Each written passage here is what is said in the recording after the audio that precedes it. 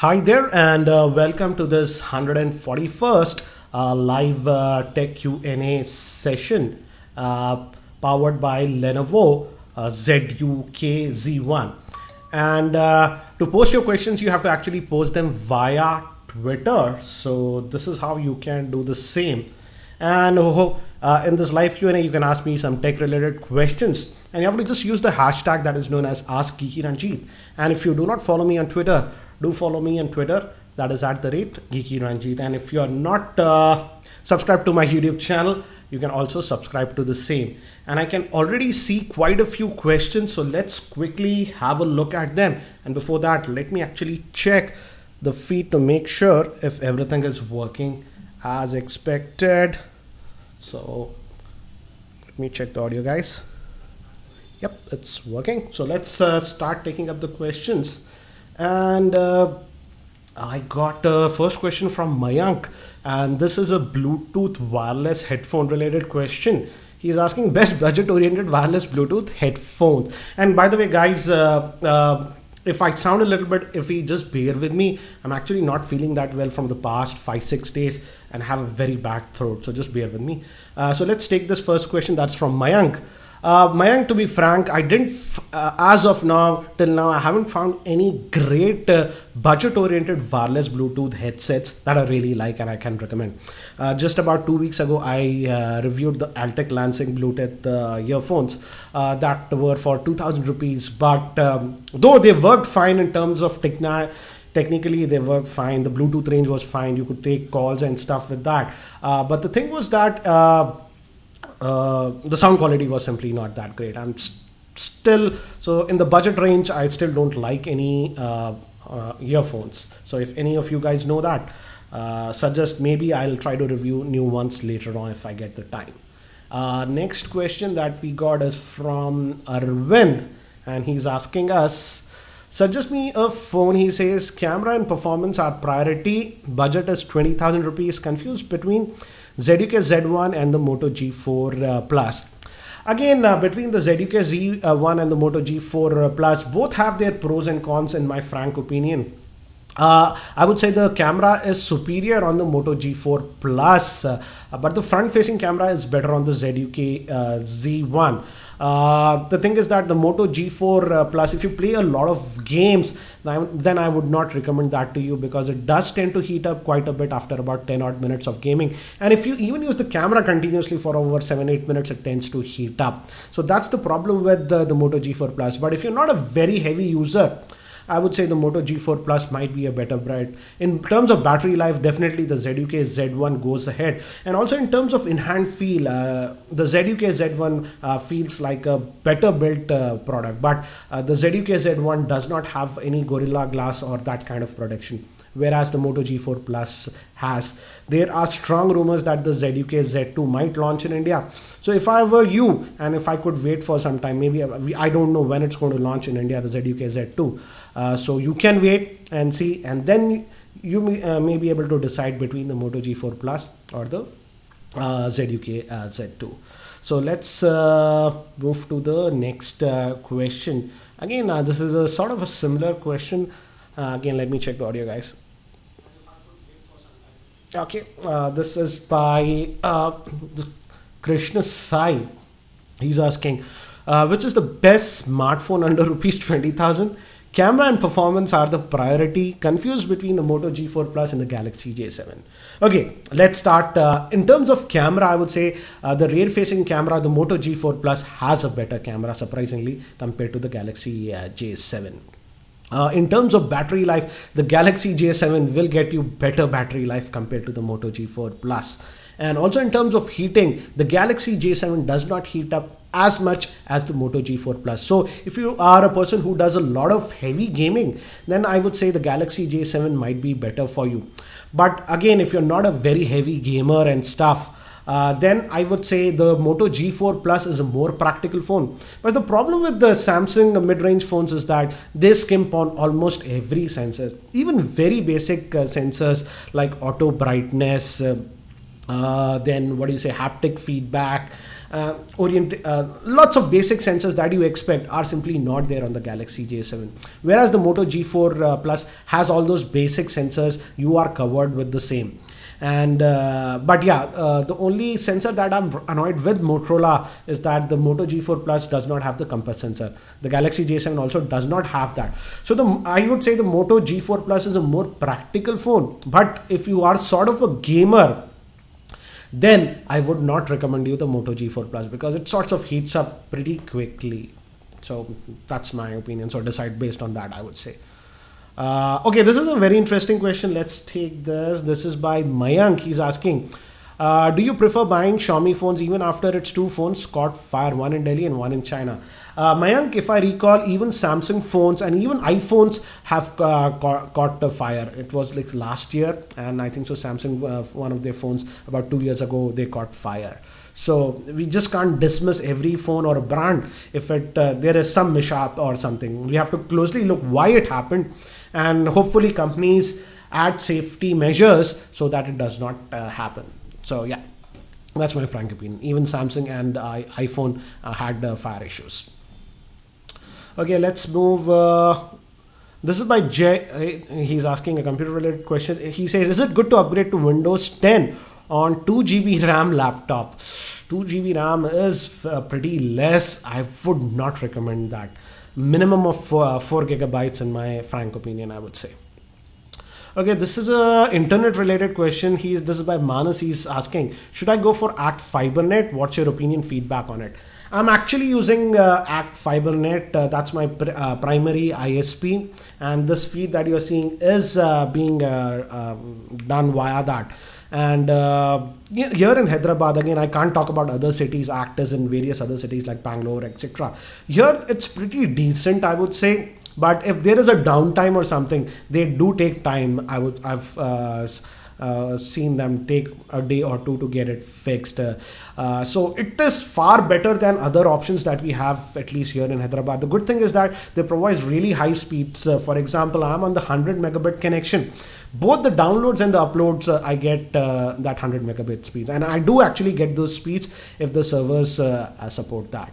So that way it is nice. But again, yeah, I wouldn't say it's 100% reliable for me. I would say it's sort of 95%. But much better than the other ISPs that are available here, and they do provide a lot of speed, and bandwidth caps are there. It's not truly unlimited, but decent. I think so I'm in the package where we have 200 gigabytes of FUP limit. So I hope that helps. So let's quickly move. Okay.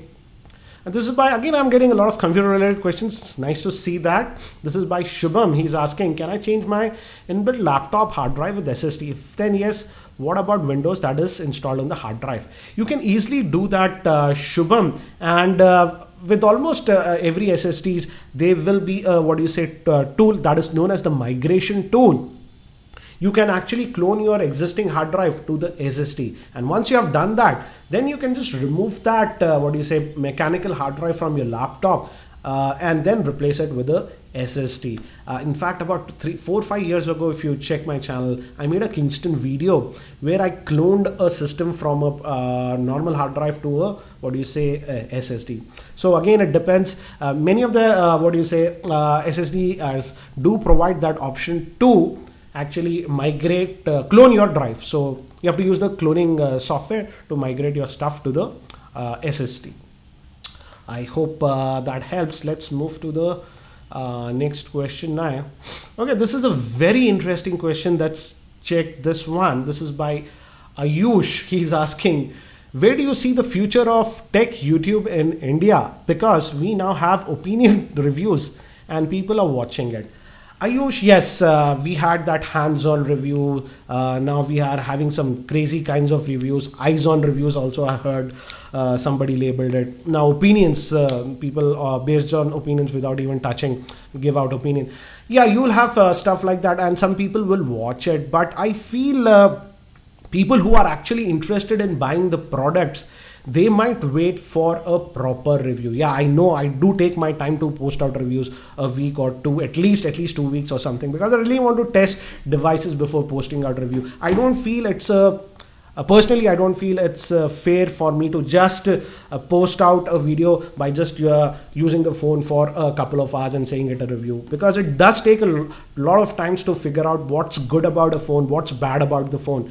And yes, I feel, yeah, things are changing a bit, but there is a certain segment of crowd who really wants to know what is good about a phone, what is good bad about a phone, and those people might wait for reviews, in-depth reviews from people like me who do take time, but just lays out the fact by in the manner of pros and cons. Generally, my review format is pros and cons, so that way user can decide if this device is good for him or not based on the pros and cons. So yeah, things are changing. So let me just refresh it, guys. Refresh the questions. Give me a second. And oops, yeah, okay, lots of question. Okay, let's okay, why is this my phone? Okay, anyways, okay, I've got some new questions. This is by Manish. She's asking S6 Edge or the OnePlus 3. I would not recommend the Samsung Galaxy S6 Edge as of now, guys, because the S6 Edge Plus you have said. Yeah, the S6 Edge Plus is good because it does not have the terrible battery life that we have on the Galaxy S6. So you can certainly go with the S6 Edge Plus if budget is not a criteria, I would say. But OnePlus 3 is also a good phone, but the battery life is sort of average in my opinion. Okay, this is by Ubal. He's asking, should I buy the Note 7 right away or should I wait for some other phone? Ubal, we know that the Note 7 would be launching today. There is a live event by Samsung at 8:30 India time. Again, I'll post that link on Twitter later on. So wait and see what Samsung is offering. But let me give you an idea and let me spoil that. I would say the Note 7 is, yeah, they have some new features like the iris scanner, and now it's water resistant. But it is, I would say, the Galaxy S7 Edge with the larger screen. It will have the, what do you say, the curved edges on both the side. And I would say it's the S7 Edge with the S Pen functionality. To sum it up, I would say. New features that Samsung will tout is that iris scanner and some improvements to the S Pen. So again, it depends upon your needs. For example, I like the S Pen functionality. So if you like that sort of functionality, Samsung is the only provider that is really using the, what do you say, stylus on Android phone. So you can check it out. Again, we'll know all the details in the next couple of hours. Okay, this is by Surya. He is asking, if we keep on the ambient sensor in OnePlus One, do we lose battery? I keep it on always. It does not hugely impact the battery life, I would say. And in certain aspects, in fact, it will help you in reducing the, what do you say, battery life. Because let's say if you are in a very dull environment, if the ambient sensor is on, the screen, it will control the screen brightness and vice versa. So I generally keep the auto brightness on almost all the phones that I use. And what I have noticed is that it does not impact the battery that much, I would say. Very minimal battery impact that's hardly noticeable in my frank opinion. So let's move to the next question. Okay, this is by Aryan, I am assuming. Can we get VoLTE for Nexus 6P? Aryan, what I have heard is that Huawei will release a OTA update that will enable the VoLTE support for Nexus 6P in India. But I own a Nexus 6P, and as of now, it does not work with the Reliance 4G for voice calls. But let's see if Huawei releases a OTA update. We have heard rumors that they are going to do that, but I'm not 100% sure unless I see stuff working practically. Anyways, let's move to the next question. Oops. Okay. Will Marshmallow come to the Redmi Note 3? Yeah, it will come, obviously. It will take some time. Okay, this is an interesting question. Okay. This This is by Mr. Sabarish Nair. He's asking which screen is good, the Vibe X3 1080p or the LE Max 2 Quad HD screen. The LE Max Quad HD screen is actually a pretty good screen. I have the LE Max 2 6 gigabyte RAM model, and that worked actually really well in terms of RAM management. I really felt that that was the first phone where I truly felt what is that 6 gigabytes of RAM, because 1+3 artificially limits the amount of RAM that you can access to just about 4 gigabytes.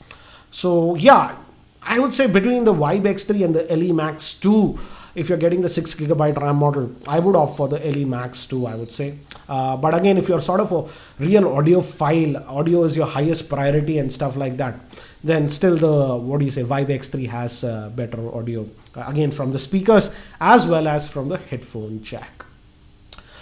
This is by Heminder. He's asking a headphone question.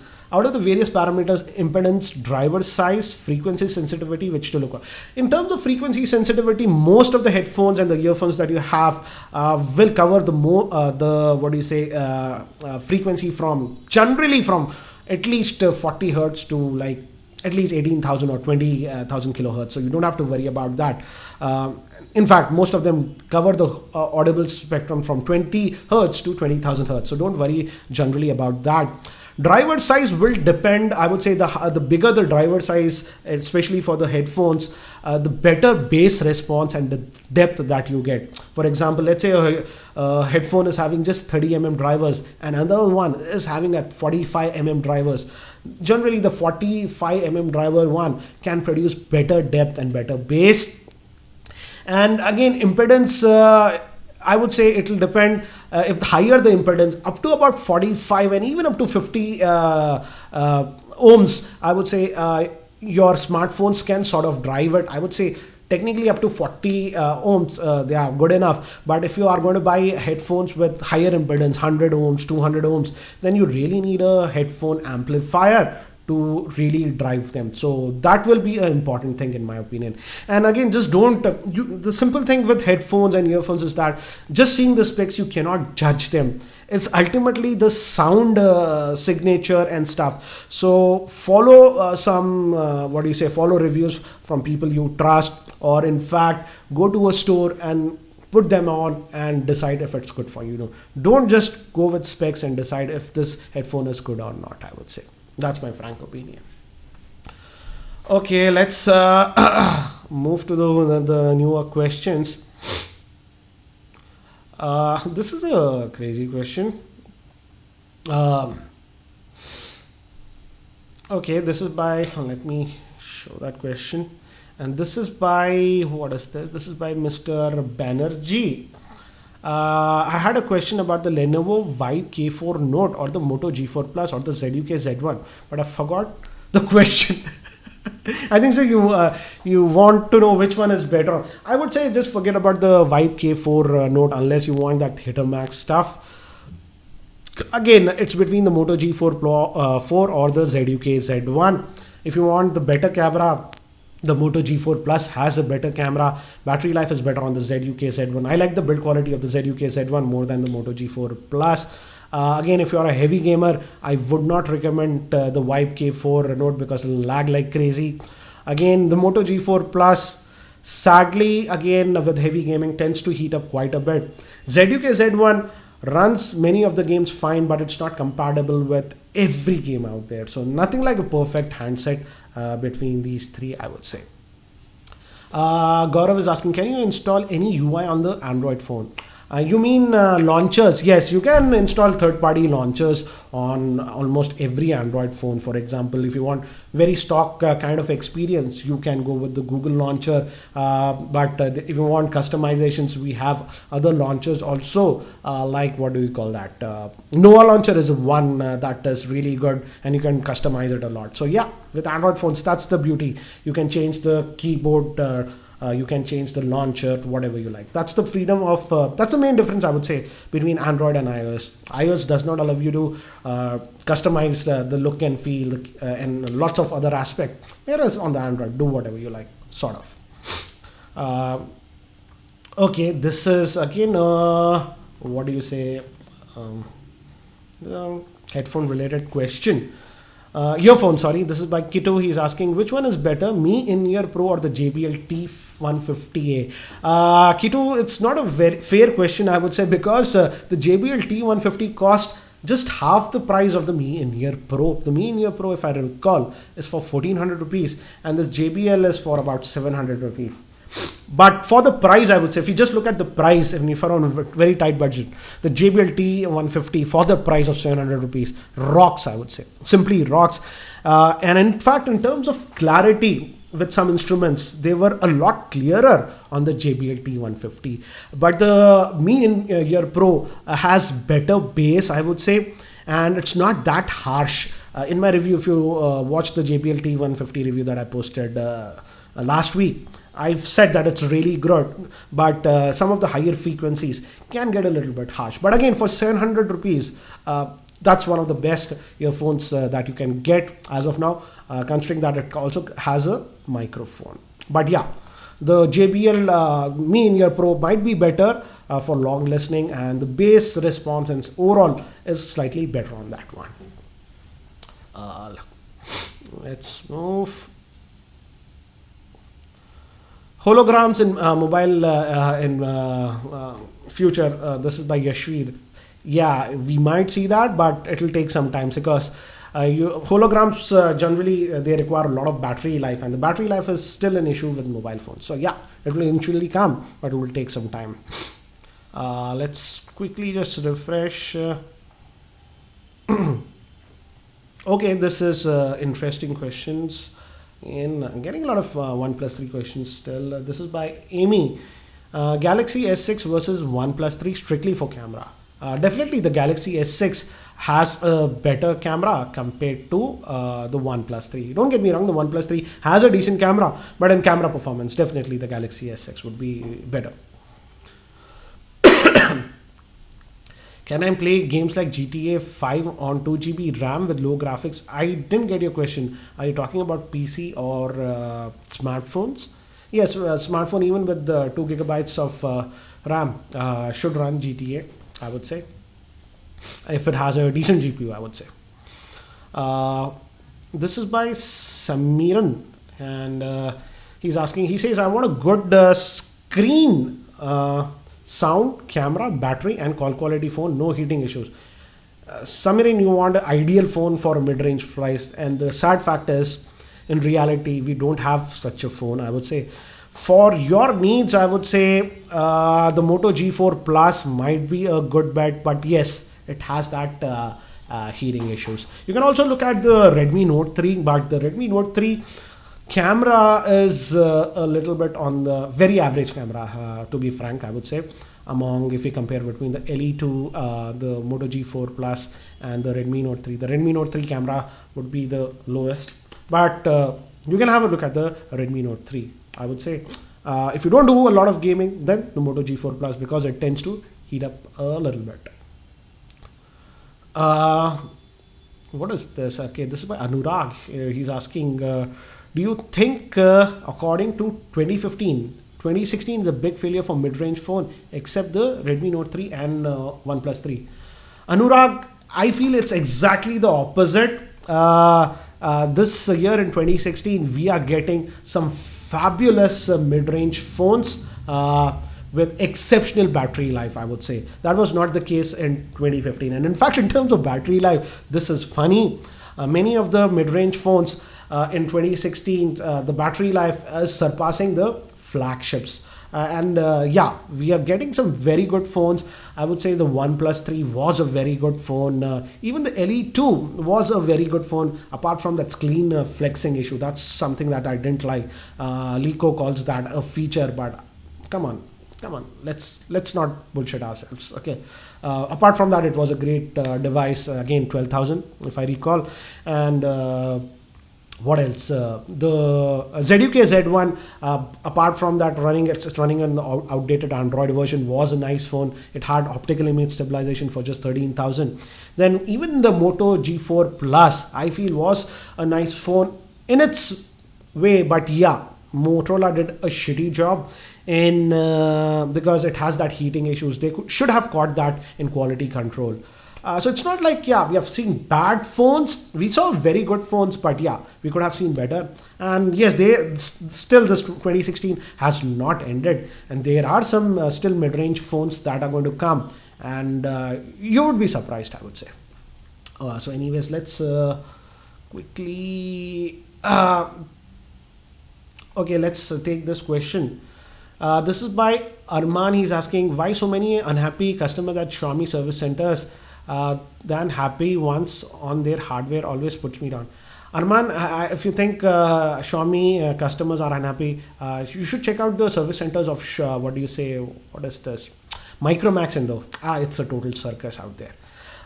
And with Xiaomi service centers, I would say what I have personally heard is that if they have exclusive service centers, the service is sort of pretty decent. But if you go to the third-party service centers, it's sort of horrendous, I would say. This is by Deepaksh.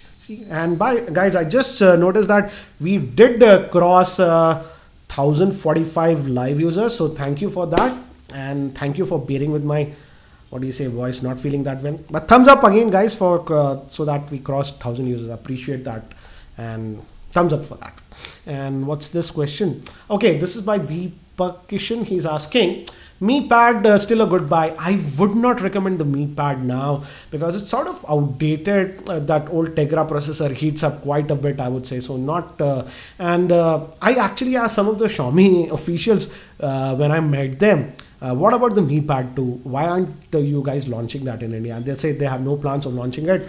And they said that they launched this Mi Max, and this is, they said, sort of the replacement for the Mi Pad 1 in India. So Mi Pad 2 sadly looks like it's not going to come in India, and I don't recommend the Mi Pad 1 now. This is by Harshal. He's asking, currently I'm using the Nexus 5, he says, but I want to buy a new device in the rupees 10,000, better than the Nexus 5. I would say you can look at the Redmi Note 3, the 2 GB RAM model you can have for, what is that? 10,000 rupees. Another phone that I liked is, what is that phone? I keep forgetting the name. Asus Zenfone Max 2016 edition. That is also 10,000 rupees. I really liked it. If you're not perfect, again, as usual, any phone is not perfect. So these are the two phones that I like. I'm actually, and if you don't like very large screen phones, both these phones have a 5.5 inch screen. If you want slightly smaller screen, I'm testing this phone. I'll soon post a video. This should also be less than 10,000 rupees. And as of now, it's performing well. So just stay tuned to my channel, I would say.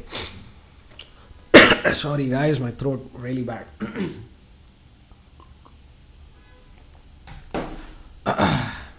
Okay, let me just refresh. Okay, let's refresh the question. Let's just take it. This is by Mr. Dr. Powell. He's asking best 4-inch smartphone. I would say if budget is not an issue, go with the iPhone SE.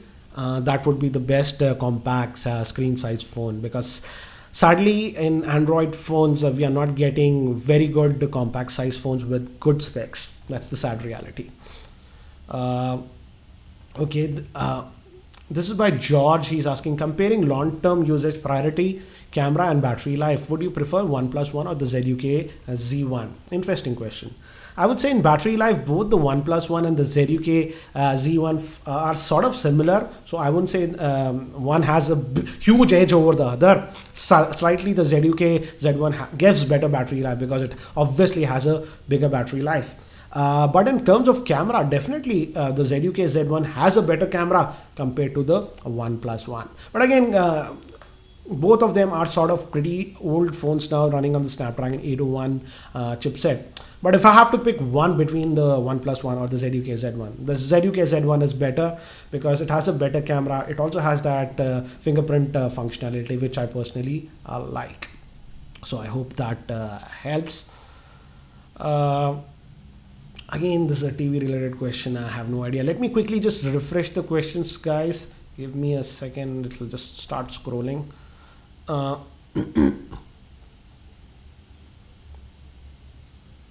okay, let's just take this. This is by Prache. He's asking a very interesting question. He is asking, do you think iPad Pro can replace a PC? Prache, I don't think so. The iPad Pro can replace a PC because it's nothing but a bigger sized iPad with pen support. If you really want a laptop or a hybrid sort of a replacement, I would say go for something like this. This is the Microsoft Surface Pro 4. As you can see, I use this for the simple fact that this is not just a tablet but a true computer, and this can certainly replace a laptop and work as a normal computer. This is by Sugesh. He's asking, Redmi Note 3 or the Galaxy J7 2016, performance and camera are my priority. In terms of camera, the J7 2016 will go slightly ahead compared to the Redmi Note 3's camera. But in terms of performance and day-to-day activity, the Redmi Note 3 is simply better than the Galaxy J7 2016 edition. The Galaxy J7 2016 edition skims on almost every basic sensor that you can expect. That's what Samsung gives you for a mid-range device, I would say. Some of you are asking me about laptop related questions. Sorry guys, can't answer that. Laptops, I don't review it. This is by Pankaj. I already answered this question earlier. Let's just take that again. Which phone is better, he asked. Eleiko 2, ZUK Z1 or the Redmi Note 3? As I've told earlier also, I like the Eleiko LE2 when I tested it. The only thing that I did not like is that it has that screen flexing issue. So I just don't like the fact that that is there, and it's not present on almost every phone. So don't bullshit that it's a feature. So that's the only thing. If you can live with it, go with the Eleiko LE2, because I feel yes, it's better than both the Redmi Note 3 and the even the ZUK Z1. But if you don't like that flexing issue, that'll bother you, then just don't go with that, because you won't get a warranty replacement saying that yeah, it's flexing the screen. Okay, this is by Harish. He is asking, any thoughts on Note 7 pricing? Will the S7 Edge get a price drop in India? Harsha, we don't know the pricing of the Note 7 in India, and I don't think so Samsung India will reveal it till 11th of August. There is an event for Indian media in Delhi on August 7th for the Note 7 launch, and there they will announce the Note 7 pricing, but don't expect it to be affordable. Close to about 60,000 is my wild guess. And yes, the S7 Edge and maybe definitely the Note 5 should get a price cut, and maybe yeah, the S7 Edge might also get a slight price cut after that. This is by Raj, and again guys, I'll be ending the session now because it's over 30 minutes. This is by Raj. He's asking, what do you think about the new BlackBerry DTK 50? I would say it's interesting, but it's just a rebranded Alcatel Idol 4 if I recall. But again, still I like the software customizations that BlackBerry does. Again, I had already reviewed the BlackBerry Priv. Again, if you recall that review, what I said is that I really like the BlackBerry Priv, the software customization. So that will be there on this BlackBerry DTK. So looking forward to that. The only thing is that if BlackBerry can price it aggressively in India, that is my question. And in fact, I gave an interview to Hindu that was published about 2-3 days ago, and that's the same thing that I said about the BlackBerry DTK. So guys, before I start just coughing like crazy, I will be ending this live tech Q&A session. And do remember guys that I do this live tech Q&A session every Tuesdays at 7 p.m. India time. So I hope that you'll be able to join me next week also. So thanks for joining. This is Ranjit, and I hope to see you next week. Thank you guys. See you later. Oops.